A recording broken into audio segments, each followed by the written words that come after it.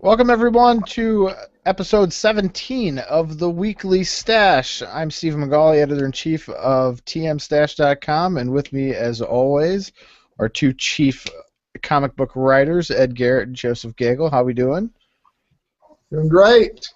Now that we have our technical difficulties sorted out for the evening, what's a night without technical difficulties, you know? But we're here to bring you all the new latest in the comic book world. And anything else in the sci-fi world. We'll touch on what's going on in comic books and a little video review of Edge of Tomorrow, as I got a little sneak peek earlier this week of that. So without further ado, the news of the week. Antman got a new director. Peyton Reed, actually, is going to be the new director of Antman. So, Joe, what do you think of this? The Bring It On director and the Yes Man director are going to be directing Ant-Man. Well, Steven, I did like Yes Man. I wouldn't say I missed Bring It On, but but you know, Marvel's been known to get these kind of directors, and basically, you know, they help them and they help them. It's kind of a you scratch my back, I scratch yours, and usually it works out well. This is you guys have done anything since 2008 with Yes Man. Yeah, but you know, I don't know. I know they've asked a lot of people, and maybe this is just a desperation move. I don't know. This is the first time they've had this kind of behind-the-scenes problems, and they've also brought on Adam McKay, and everyone should know him from the Will Ferrell, you know, films that are hilarious. And they actually courted him for a while, and he was kind of like, "Oh, I don't think so, guys," but.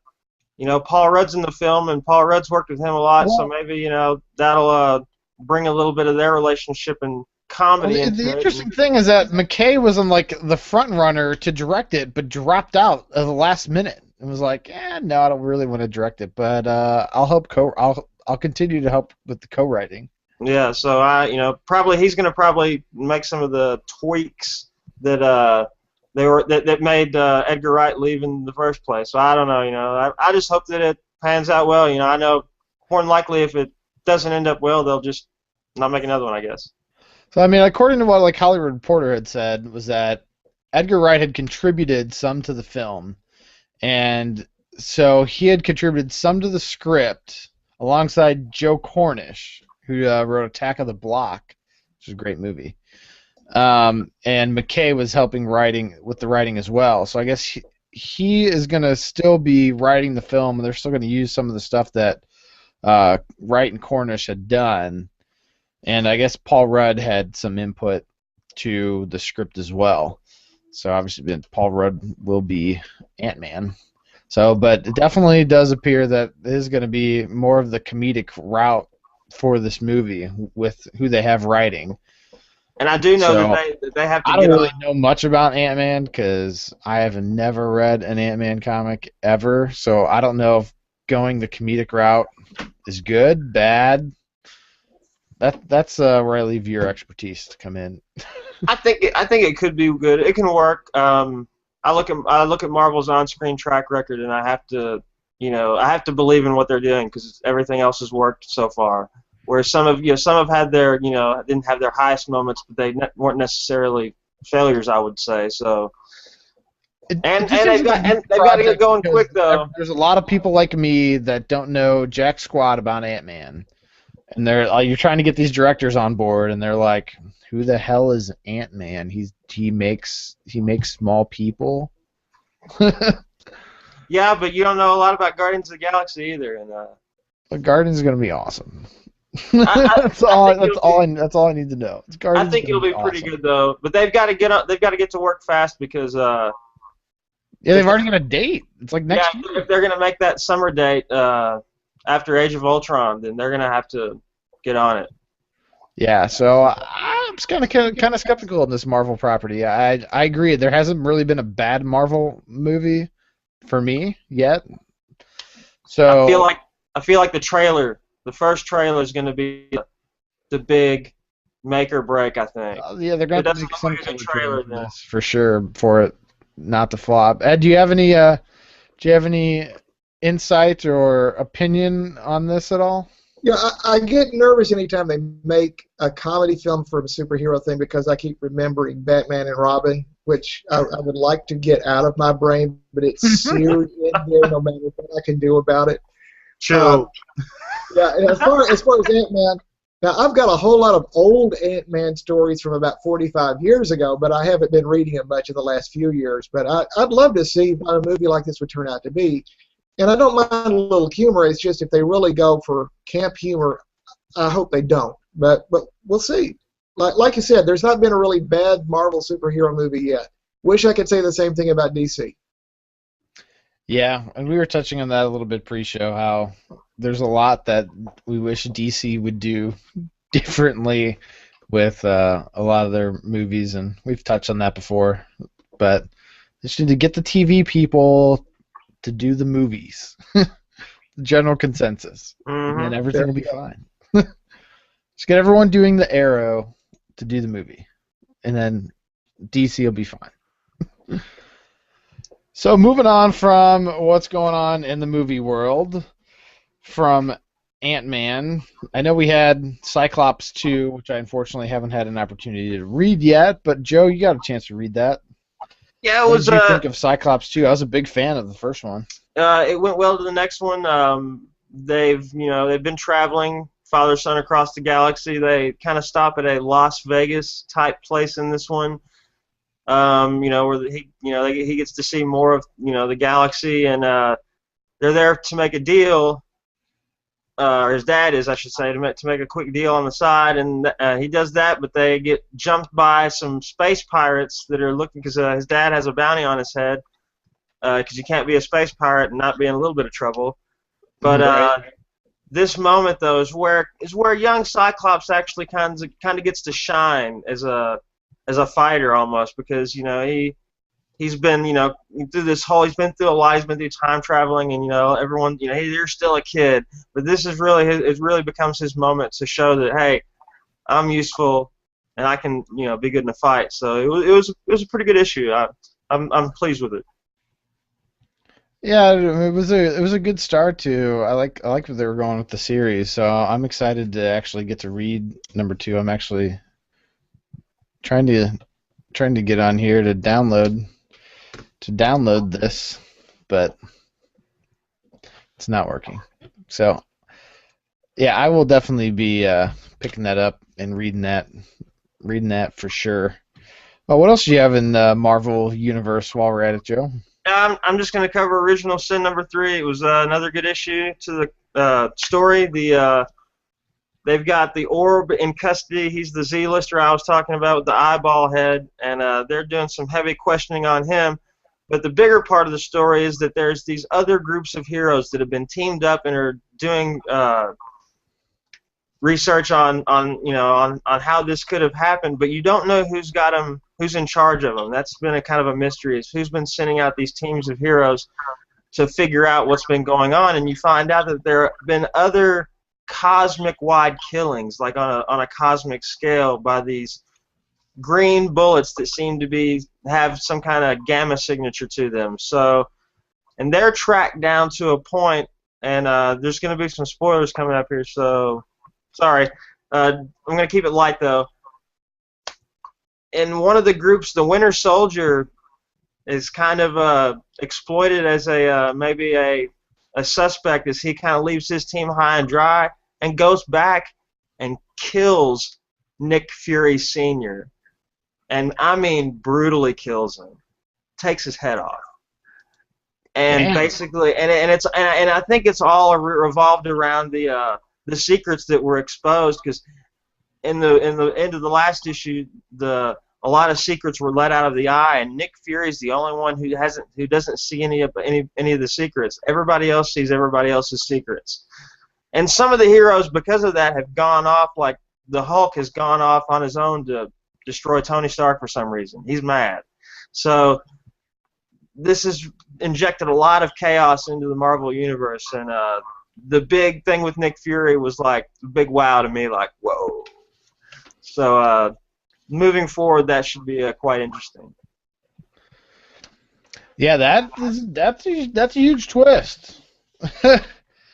That is massive. Definitely wouldn't have seen that coming. I actually might need to read that. Yeah, it was pretty good. All right. Well, that is a good twist. So everybody picked it up, even if you're not reading it, and you're like myself, and probably need to see what happens there and see how they kill him off. But Ed, what have you got in the DC world? I know Batman Eternal, I think, came out this past week. Not too much else. Batman Eternals, of course, it's a weekly series, and it's a very good series. We've got an addition to the Bat family that's going to be a big shocker for Alfred. Batman is over in Hong Kong trying to track down some things to find out where Falcone's been hiding out for several years, and he's teaming up with one of his Batman Incorporated partners over there. While he's doing that, Catwoman is tearing things up back in Gotham, and we get this real surprise at the end where they identify an additional Pennyworth out there who's got some real fighting chops. And so Alfred's got a priceless look on his face at the end of Batman Eternal 9. That is really a good series. The other thing that's been going on that's really good is the Doomed storyline for Superman. This is where he's been infected with the remains of Doomsday, and he's quickly becoming Doomsday himself. And it's what do you do when no one can trust Superman and when he really doesn't know if he can trust anyone else. Sam Lane's gone all out to try to stop him, and needless to say, all of that's going to backfire. But I'm really anxious to see how this turns out. One interesting thing on here, and it was a lot of fun, Superman left an emergency number for Wonder Woman to call if there was ever some real big problem. So she dials it and finds out that he also gave a number for Lana Lang to call if there was ever an emergency. He gave them each other's number because he needed them to work well together. And so it's a great twist. But that is really, to me, like the first 2 or 3 issues of the New 52, when Rags Morales and a couple others were on action, were really good, but it had sort of really stalled for me until this Doom storyline. And it's really, to me, the best storyline they've had in the New 52. So that's what we've had in the past week. And I don't know if you're ready to talk about the upcoming week or not. Go for it. Great segue, Ed. There is going to be a good week for DC this week. Batgirl 32 is out. Gail Simone is promising that the next 2 or 3 issues of Batgirl are going to be huge. And if she's promising that, it probably is going to be huge. Batman Eternal 10 is out with Batman fighting alongside Catwoman. Detective 32 is out with Icarus Part 3. That has been an outstanding storyline. This drug gives you supposedly some sort of superhuman strength or power for a temporary period of time, but then the downside is you burst into flame and die. And so they're trying to track down this dangerous drug. Justice League United 2 comes out. And then the Doom storyline continues in Superman Wonder Woman 9. That has been, to me, one of the best series in the New 52. I know there's a lot of Clark and Lois fans out there, but I got to tell you, if you're not reading Superman and Wonder Woman, you're missing out on a great book. And they're facing off against the Red Lanterns, including Supergirl, who has become a Red Lantern recently in her own book. And then World's Finest 24 has Power Girl and Huntress starting their journey back to Earth 2, which is where they came from, and it's going to be real interesting to see what comes out of there. Other publishers, we've got a lot of stuff out of here. I'm going to come back to Action Lab last because I want to talk a little bit about Action Lab. But at Boom, Lumberjanes number 3 is out, and that's going to become an ongoing series. The Returning ends its 4-issue miniseries run, and it's been exceptionally good. Dynamite has a new book called Blood Queen coming out along with their Twilight Zone annual. Dark Horse has Star Wars 18 coming out along with a book called X. That's part of their Project Black Sky lineup, which is exceptionally good for superhero stuff. Image has Real Heroes number 3. This is sort of their galaxy quest for superheroes, where they've been pulled into an alternate world to replace the real heroes who they were portraying in the movie. Shudder number 3 is coming out. Starlight number 4, which is another one from Mark Miller. It's really good. And the Tales of Honor number 3 comes out. Then Action Lab has Bo Plushy Gangsta #3 coming out. And it's definitely for adults. It stars a teddy bear, but just think Ted with a gun would be Bo Plushy Gangsta.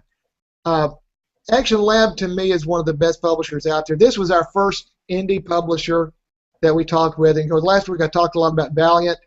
Action Lab has two major lines. Their Action Lab All Ages line, which is by far the best in comics today, and their Danger Zone Mature lineup, which is as different from their All Ages line as you can get and has some really cool stuff. Their All Ages lineup has Princeless, which was an Eisner Award nominated and multiple Glyph Award winning series about a princess who gets tired of waiting for her prince to come and decides to save herself. And it's just amazing. It's one of my favorite books when I get a chance to talk to parents and kids. It really isn't. Their all ages books are truly all ages. If you're an adult, you're still going to enjoy it, and your kids are going to really like it. It does not dumb down or pander to kids at all. It entertains, and it's exceptionally good. You've also got Molly Danger by Jamal Igle, who's been a 10-year-old protector of Coopersville for like 20 years, and she has always been her age. But she's the world's strongest kid.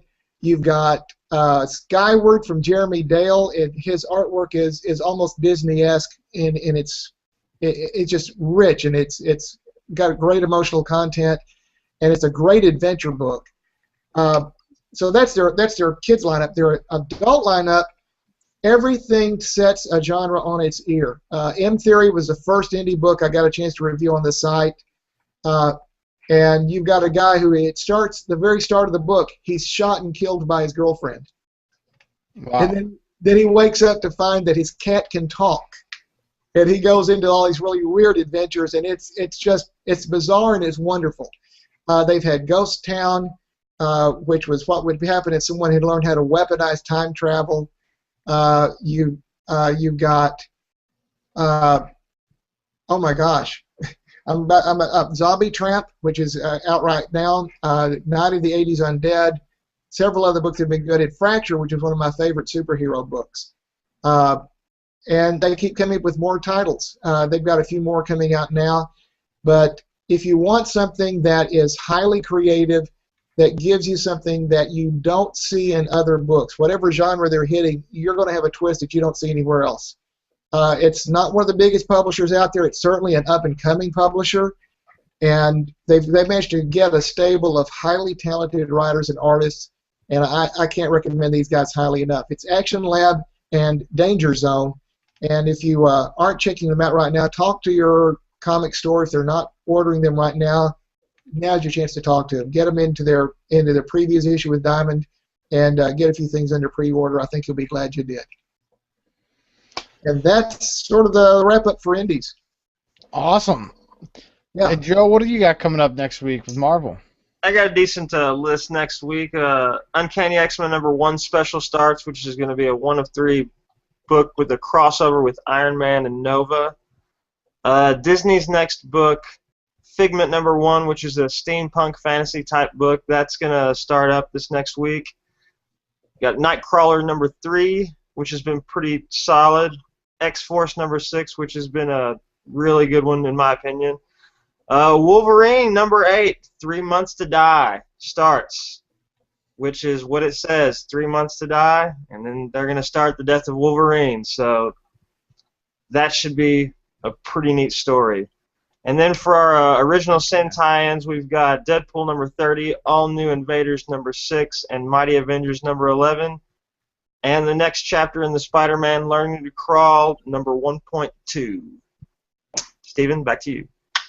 Awesome. And Steve, if I could grab another moment, I forgot one thing. Really, I feel really stupid, because one of the great things is starting over at Valiant this week. Armor Hunters is starting this week. Nice. That's going to be a big event for them right now using X-Men Man of War. And then Archer and Armstrong has a new book out this week along with Bloodshot, and they're both exceptional books. I've had a chance to get advanced looks, so don't miss those. Definitely not. Those great titles. Yeah. Well, with comics being wrapped up here, I thought I'd take a second to elaborate a little bit on my review of Edge of Tomorrow that I had up on Thursday, and give you a little precursor as to what I was thinking going into this movie. Honestly, I thought it was going to be absolute crap. I thought that this was going to be a flop of a summer blockbuster. But I had started hearing some rumblings that it was okay, and was able to get into the press screening on Monday, and I was like, okay, I'll go see it for free. That's fine. I'll check it out. Why not? So managed to go and was pleasantly surprised. The movie was really good. It was really good. What's funny is I put this in my review. If you want to read the full review, check it out on TMStash. But I was with my buddy and his girlfriend, who just despises Tom Cruise with a fiery passion. Like, we weren't even sure if she was going to go. She was like, yeah, I'll check it out. And she was like, that movie was awesome. I get to watch Tom Cruise die 50 times in one movie. She's like, it was great. But it was kind of cool. It had kind of a cool plot. I mean, most of you know from the previews that kind of give a little bit away, and this is kind of why I thought it was going to be good. It's like, okay, you've already given me the premise. He dies, and he can come back to life, and he keeps replaying. So it's like Groundhog Day with action. And you kind of think that a little bit, but I'm not going to give too much away, because, I mean, that's like the best part, but like the storyline behind like the alien race that's invading is kind of cool. And on top of that, like, Tom Cruise isn't playing his traditional role. Like, you think of Tom Cruise as, Mr. Mission Impossible, or, Top Gun guy. He's just kind of these alpha male roles of action movies, which has been his forte for 25 years. But in this movie, he's a giant pussy. Like, he's a former advertising agency guy who, when the war starts, leaves the advertising agency because it basically folds because everyone's working and fighting in the war. And so he basically puts on an army uniform and goes on the news and talks about what's going on with the war, and he's kicking ass, and it's really cool. And then they're like, yeah, you're going into combat, and he was like, are you like, hell, I'm going to combat. I'm an advertising agency guy. I do advertising. I talk. That's it. They're like, nah, you're going to go. Talk with a gun. And so he's like, no. All I do is I just tell everyone how badass Emily Blunt is, and they go to war. And nonetheless, he gets knocked out, and basically in the movie you see, or in the previews, you see him waking up, and then that's pretty much where it happens. Every day he wakes up from that point on, and it's really cool. The action was really good. There's a little bit of storyline between him and Emily Blunt, but not so much that it takes away from the movie. It doesn't turn into this sappy romance nonsense. There's enough that there's great character development between the two, and a pretty cool story, and I would recommend people go see it. It's not a huge summer. I mean, this isn't Transformers type action necessarily, but because you're kind of replaying similar things over and over. But it's really interesting. It's very much, I know I refer to it, it's very much like a video game, and a lot of people have kind of made that correlation. It's like you die and you respawn, you die and respawn, die and respawn, and you really get that feel from the movie. And so if you're at all interested in playing video games and want to see a cool movie, I would definitely recommend checking it out. You will certainly enjoy the movie. Did either one of you guys? I don't even get to ask you. Did you guys see it? No, I'll have to go. I'll have to check it out now. I missed it. It's definitely it's worth seeing for sure. I like your friend's spin on it. That at least I get to watch Tom Cruise die over and over. I'll have to tell that to my people, not people who don't like Tom Cruise. Right, and I think even a lot of people were talking. A lot of other movie critics and stuff were there, and they kind of had similar views, and were kind of like, yeah, it was kind of cool to see Tom Cruise in a different role. I mean, in the end, he gets a little badass and such, but it was still it was probably the word that I use a lot in my review because I couldn't help it. It was refreshing. It was kind of a refreshing take on things and on an action movie, and a refreshing different look at Tom Cruise because he's kind of in a different role than you're used to seeing him. So it's really cool. It wasn't anything what I expected, so that was a pleasant surprise for me. So I would recommend checking it out before this week because 22 Jump Street comes out this week, and overseas it is killing it. So I'm assuming that it's going to kill it here in the States too. It was putting up like it already posted higher numbers than 21 Jump Street overseas, which it launched overseas this week. It's been a trend this year. They've been launching overseas before launching here in the States. I've noticed that too. Which is weird because typically they don't, because most of the pirating comes from overseas. So I can't put any. I mean, they launched what movie? They launched Spider-Man in China before they launched it here, I think. They launched X-Men in Europe a week early too, I think. Yeah, X-Men too. I think X-Men went in Europe, and I think it may have went in China too. There's a big movie push in China, like huge. Like there's a couple billionaires in China that are really pushing the movie scene forward over there. They're building this giant movieplex, and by movieplex I mean like a city based around movies. I mean, it's nuts. Plus it's China and they can do whatever they want. Like literally they can throw up the world's tallest building in like 18 months because they've done it. They just did it. They just built another thing in Shanghai that's ridiculously high. So yeah, they're like having this like little mini village that they're building that's supposed to be like all these cineplexes and set up for red carpet treatment and all sorts of stuff. So yeah, China's huge. So I think they're using that weight to get some movies to launch over there. So I guess that just means we'll have more cam movies earlier before they're out here in the States. That's what it seems like. But that's a waste of time. Who wants to watch a cam? I don't. But that pretty much wraps up everything we got for this week. You guys got anything else to share or anything else you want to talk about going on? Go watch the new Guardians TV spot.